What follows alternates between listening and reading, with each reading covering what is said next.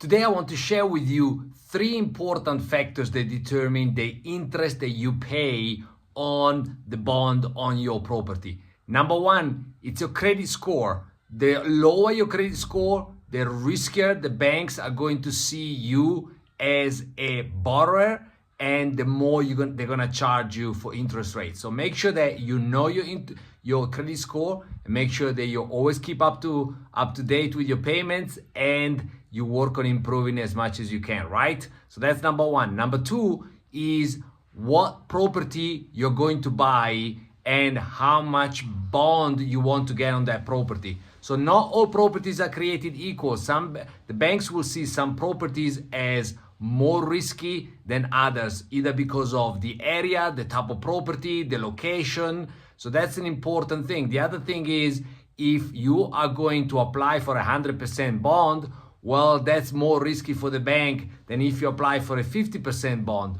I'm not necessarily saying that you should pay a bigger deposit, but be aware that the amount of deposit you are willing and able to pay is highly likely to influence the interest rate that you are going to get. And third, last but not least, the interest rate depends on the so-called repo rate.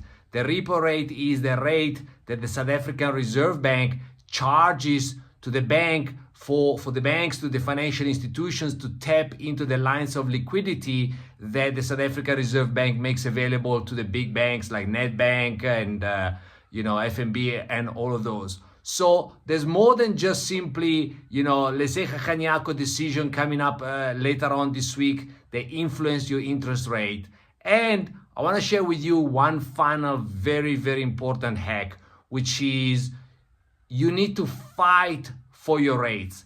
And how do you fight for your rates? You fight for your rates in 2 important ways. Number 1, when you are at the application phase, make sure that you always have more than one bank give you an approval in principle, because then you can shop around and you can actually put one bank against the other so that you get the best interest rate. They are not going to deliver the best interest rate on a silver platter just because it's you. You gotta work for your money, and a 0.25% change in interest rate can make a very significant difference in terms of your overall interest bill over 20 or even 30 years. So that's number 1. Number 2 is, after your bond has been approved and you've been paying that bond like a good boy or a good girl for 6 months at least, well, it's time for you to go back to the bank and say, hey, my credit score has gone up, is likely it's gone up because you've been paying that bond in full on time for 6 months. And I've now shown you that I'm a good borrower. Wouldn't it be time for actually you to give me a better interest rate? So those are all considerations on this big important interest rate week. Ciao from Carlo, the property coach.